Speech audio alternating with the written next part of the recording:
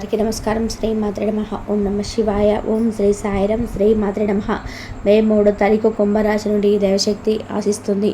ఇక కుంభరాశి నుండి ఏ దైవశక్తి కుంభరాశి వారికి ఎటువంటి గోచార ఫలితాలు ఉన్నాయి, కుంభరాశి వారు ఆ దైవం ఆశించినది ఇవ్వటం వలన వీరికి ఏం జరుగుతుంది అనేటువంటి అంశాలను ఈ వీడియోలో తెలుసుకుందాం.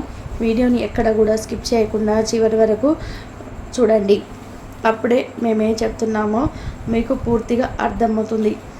ఇక కుంభరాశి అనేది రాశి చక్రంలోనే 11వ రాశి. ధనిష్ట 1, 2, 3, 4 పాదాలు, శతభిషం 1, 2, 3, 4 పాదాలు, అలాగే పూర్వభద్ర 1వ పాదంలో జన్మించిన వ్యక్తులని కుంభరాశిగా పరిగణిస్తూ ఉంటారు. ఈ రాశి అధిపతి వచ్చేసి శనీశ్వరుడు. చాలామంది కుంభరాశి అనగానే శనిదేవుడు అధిపతి అనగానే భయపడుతూ ఉంటారు.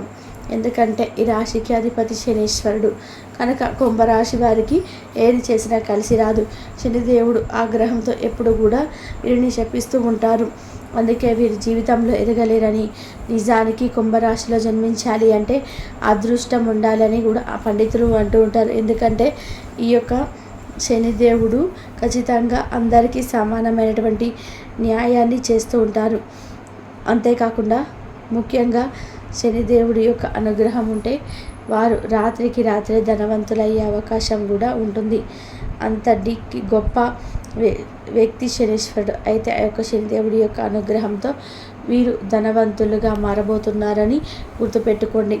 శనీశ్వరుడి యొక్క అనుగ్రహంతో వీరి జీవితమును పూర్తిగా మారిపోయి వీరికి అదృష్టం అయితే కలిసి రాబోతుంది. ముఖ్యంగా ఈ సమయంలో మాత్రం కుంభరాశి వారికి అంటే ఒక దైవశక్తి అనుగ్రహంతో వారి జీవితం అయితే పూర్తిగా మారబోతుంది. ఈ యొక్క దైవం యొక్క అనుగ్రహంతో కుంభరాశి వారి జాతకం అనేది అత్యంత గొప్పగా అద్భుతంగా మారబోతుంది అని కూడా చెప్పుకోవచ్చు. ఇక కుంభరాశి వారి యొక్క అనుగ్రహం అంటే కుంభరాశి వారికి దైవం యొక్క అనుగ్రహం అనేది ఉండటం వలన వీరి జీవితం అనేది అద్భుతంగా మారబోతుంది. ఆ దైవం వీరి నుండి ఏం ఆశిస్తుంది, ఆ దైవం అడిగినటువంటి ఇస్తే ఇక మనకి ఎలాంటి ఫలితాలు ఉంటాయో కూడా తెలుసుకుందాం.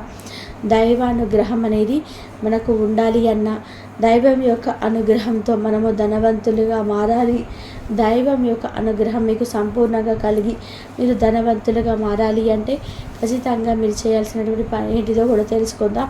కుంభరాశి వారికి ఈ సమయంలో ఎలా ఉంది అంటే కనుక కష్టానికి తగినటువంటి ప్రతిఫలం దక్కబోతుంది. మీరు ఎప్పటి నుండో ఎంత కష్టపడినా సరే ప్రతిఫలం లేదు అని బాధపడుతున్నారు. అలాంటి కొన్నిసార్లు మేము ఎంత కష్టపడినా కూడా ప్రతిఫలం లేదు, ఇక మేము చేసేది ఆపివేస్తాం అనేటువంటి ఆలోచన కూడా వస్తుంది. కానీ అలా ఎప్పుడు కూడా చేయకూడదు. మీరు చేసేది చేస్తూనే ఉండాలి. మీ యొక్క కష్టం అనేది అంటే ఖచ్చితంగా కూడా కొన్నిసార్లు దైవం ఎక్కువగా పరీక్షిస్తూ ఉంటారు, ఎంతవరకు ఓపిక ఉంది అన్నట్టుగా. కనుక మీరు ఎప్పుడు కూడా అలసిపోకుండా, ఎప్పుడు కూడా భయపడకుండా ఖచ్చితంగా మీరు దైవం యొక్క అనుగ్రహం కోసం పూజలు చేస్తూ మీ కష్టం మీరు పడుతూ నిరంతరం కూడా శ్రమిస్తూ ఉండండి. అలానే ఎన్ని అవమానాలు ఎదురైనా మీరు చేసే పనిలో న్యాయం, నీతి, నిజాయితీ ఉన్నప్పుడు ఎక్కడ కూడా ఆగిపోకూడదు. ఇక ఈ సమయంలో మీకు ఎప్పటి నుండో ఉద్యోగపరంగా ఉన్నటువంటి సమస్యలు ఏవైతే ఉన్నాయో అవన్నీ కూడా తొలగిపోతాయి. ఉద్యోగపరంగా మీకు ఉన్నటువంటి సమస్యలు తొలగిపోయి అదృష్టం అయితే కలిసి వస్తుంది. వ్యాపారంలో కూడా ఇదివరకటి కంటే కూడా ఎక్కువగా లాభాలు ఈ సమయంలో వస్తూ ఉన్నాయని చెప్పుకోవచ్చు. అలానే ఈ సమయంలో కొంతమంది కుంభరాశిలో జన్మించినటువంటి పురుషులకు మాత్రం సాధారణంగా ఉండవచ్చు. అంటే ఉద్యోగపరంగా మీరు ఎప్పటి నుండో ఎదుర్కొంటున్న సమస్యలు ఇప్పటికీ ఎదురయ్యే అవకాశం ఉంటుంది. కానీ కొద్దిగా కష్టపడితే శ్రమిస్తే మాత్రం తప్పకుండా ఫలితం అనేది, ప్రతిఫలం అనేది ఉంటుంది. అంతేకాకుండా ఈ సమయంలో మీ యొక్క దరిద్రం కూడా తొలగిపోవడానికి అనుకూలంగా ఉంటుంది అని కూడా చెప్పుకోవచ్చు. అదేవిధంగా మీ జీవితంలో ఉన్నటువంటి అనేక రకాల సమస్యలను తొలగించుకోవడానికి కూడా ఈ సమయం అనుకూలంగా ఉంది అని చెప్పుకోవచ్చు. దరిద్ర బాధల నుండి కూడా ఈ సమయంలో కుంభరాశి వారికి విముక్తి లభిస్తుంది. వ్యాపారంలో బాగుంది. నూతనంగా వ్యాపారం మొదలు పెట్టాలి అనుకున్నా కూడా మీకు అనుకూలంగా ఉంటుంది. అదే విధంగా మరి ఏ దైవశక్తి మిమ్మల్ని ఏం ఆశిస్తుందో తెలుసుకుందాం. కుంభరాశి వారికి దైవానుగ్రహం ఎక్కువగా ఉంటుంది. ముఖ్యంగా పరమశివుడి అనుగ్రహం కూడా ఎక్కువగానే ఉంటుంది. కుంభరాశి వారికి అంటే కుంభరాశిలో జన్మించినటువంటి వ్యక్తులకి దైవం యొక్క అనుగ్రహంతో ఖచ్చితంగా ఈ సమయంలో అనుకూలమైనటువంటి అద్భుతమైనటువంటి ఫలితాలు అయితే ఉన్నాయి. తద్వారా లక్ష్మీదేవి యొక్క అనుగ్రహం కూడా మీకు కలగబోతుంది. ఇక లక్ష్మీదేవి యొక్క అనుగ్రహం, పరమేశ్వరుడి యొక్క అనుగ్రహంతో మీరు ధనవంతులు కావాలి అనుకుంటే, అప్పుల సమస్యలు ఉన్నా సరే, ఆర్థికంగా ఏదైనా సమస్యలు ఉన్నా సరే, ప్రతి సోమవారం నాడు మరియు శనివారం పరమేశ్వరుని పాలతో అభిషేకించండి. పరమేశ్వరుని పాలతో అభిషేకించి పరమేశ్వరునికి పూజించిన లక్ష్మీదేవిని అంటే లక్ష్మీదేవి యొక్క అనుగ్రహాన్ని పొందాలి అన్న ఉదయం సాయంత్రం 2 వేళల్లో కూడా లక్ష్మీదేవి పట్టం ముందు తమలపాకులలో దీపాన్ని వెలిగించండి. ఇలా తమలపాకులలో అంటే తమలపాకు పైన దీపాన్ని వెలిగించండి. ఇలా ఉదయం సాయంత్రం కాలం లక్ష్మీదేవికి శుభవారం నాడు ఇలా దీపం వెలిగించండి. పరమేశ్వరుని సోమవారం శనివారం రోజుల అభిషేకించండి. పరమేశ్వరుడికి అభిషేకం అంటే కూడా చాలా ఇష్టం. పరమేశ్వరుణ్ణి అంటే ఎలాంటి కష్టం ఉన్నప్పటికీ కూడా అన్ని దారులు మూసుకుపోయినా సరే ఏదో ఒక దారిని మాత్రం తెరిపించేవాడే, ఏదో ఒక దారిని చూపించేవాడే పరమేశ్వరుడు. కనుక మీరు ఎలాంటి కష్టాలు, ఎవరితో చెప్పుకోలేనటువంటి సమస్యలు ఉన్నా సరే, ఎవరితో చెప్పుకోలేనటువంటి బాధలు ఉన్నా సరే మీకు అవన్నీ కూడా ఖచ్చితంగా తొలగిపోయి అదృష్టం అయితే కలిసి వస్తుంది. ఇక పరమేశ్వరుడి యొక్క అనుగ్రహంతో ఖచ్చితంగా మీ యొక్క సమస్యలు అయితే తీరిపోతాయి.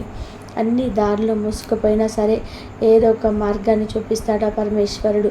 కనుక కుంభరాశిలో ఎవరైతే చెప్పుకోలేనటువంటి సమస్యలు ఉన్నా సరే, అలానే ఎవరితో చెప్పుకుంటే ఏమనుకుంటారో అని మీరు సందేహపడుతున్నా, లేదు ఎంత అంటే మేము ఎంత మొక్కినా ఇక మా కష్టం తీరదు, అలానే మాకు ఒక అంటే జాబ్ రావాలి, ఒక డబ్బు రావాలి, చాలా మొండి బాకీలు అవి అసలు రావు అని వదిలేసుకున్నవైనా సరే ఖచ్చితంగా కూడా అవి కూడా వచ్చి తీరుతాయి. తప్పకుండా కూడా మీకు అదృష్టం అయితే కలిసి వస్తుంది. దరిద్రం కూడా తొలగిపోతుంది. మీ జాతకంలో ఉన్నటువంటి అనేక రకాల సమస్యలు కూడా తొలగిపోతాయి. ప్రతినిత్యం కూడా ఎలా అంటే ప్రతి వారం సోమవారం శనివారము అలానే శుక్రవారం కుంభరాశి నుండి దైవం మీదే ఆశిస్తుంది. ఇది కానీ మీరు పాటించినట్లయితే ఇక మీరే ధనవంతులని చెప్పుకోవచ్చు. మీకు రాబోయే అదృష్టాన్ని, ధనాన్ని ఏ దుష్టశక్తి కూడా ఆపదు అని చెప్పుకోవచ్చు. అంతేకాదు ఏదో ఒక మార్గంలో డబ్బు కూడా దోసుకు వస్తుంది. ఉద్యోగం కూడా ఎలాగైనా వచ్చి తీరుతుంది. అంతేకాకుండా ఖచ్చితంగా పరమేశ్వరుడు ఏదో ఒక దారిని అయితే చూపిస్తాడు. అలానే మన చుట్టూ ఉన్న సమస్యలు, అలానే మనకే తెలియకుండా గ్రహాలు దోషాలు ఇవన్నీ కూడా తొలగిపోతాయి. గ్రహాల యొక్క దోషాలే కావచ్చు, నక్షత్ర బలం లేకపోవడం కావచ్చు, రాశుల్లో అంటే ఏదో ఒక సమస్యలు ఉండడం కావచ్చు, ఇలా ప్రతిదీ కూడా తొలగిపోయి మీకు అనుకూలంగా మారుతాయని చెప్పుకోవచ్చు. ఇక ఈ యొక్క కుంభరాశి వారికి మే 3వ తారీఖు శనివారం రోజున ఈ విధంగా ఉంటుంది. తప్పకుండా కూడా ఇలా మీరు చెప్పిన విధానంగా పరమేశ్వరుని లక్ష్మీదేవిని పూజిస్తే కనుక సమస్యలు తొలగిపోతాయి. కుంభరాశిలో జన్మించిన వ్యక్తులకి ఆకుపచ్చ రంగు బాగా కలిసి వస్తుంది. ఇష్ట దైవారాధన మేలు చేస్తుంది. ఇలా కుంభరాశి వారు ఇష్ట దైవారాధన మేలు చేయడంతో పాటు మీరు మీ యొక్క ఎడమ చేయి ఉంగరపు వేలికి డైమండ్ని కనుక ధరించినట్లయితే అదృష్టం విపరీతంగా కలిసి వస్తుంది. ఇతర వ్యక్తులకి ఎవరికి కూడా బాధ పెట్టే విధానంగా ఉండవు. ఈ విధంగా ఈ రాశి వారు ఎప్పుడు కూడా మనసులో కొంత కళలో కూడా ఎవరిని కూడా చెడును కానీ లేదా ఎవరి చెడును కానీ కోరుకోరు. కాబట్టి వీరికి శని ప్రభావం అనేది ఈ మధ్య కాలంలో చాలా వరకు కూడా తగ్గి శని దేవుడి యొక్క ఆశీర్వాదం వల్ల జీవితంలో సమస్యల సంఖ్య అనేది పూర్తిగా తగ్గించుకున్నారని చెప్పుకోవాలి. అలాగే వీళ్ళు మంచి శుభవార్తలు కూడా వినేటువంటి అవకాశాలు చాలా స్పష్టంగా ఉన్నాయని ఎంతసేపటికి కొంతమంది గమనించినట్లయితే చాలామంది కోటీశ్వరుగా ఉంటారు, కానీ ఎవరికైనా కానీ దానం చేయాలి అంటే వారికి అసలు మనసు అనేది ఒప్పదు. అలాగే చాలా కోట్లు ఉంటాయి, కానీ పెద్ద పెద్ద కార్లలో కూడా తిరుగుతుంటారు. అలాగే అయితే ఎవరికైనా చేతనైనంత దానం చేయాలనే ఆలోచన వస్తే 10 సార్లు ఆలోచిస్తారు. కాబట్టి అటువంటి వారి మనస్తత్వంలో పోల్చుకుంటే చాలా 100 రేట్లు మన దగ్గర 100 రూపాయలు ఉన్నా కానీ 100లో 50 రూపాయలైనా సరే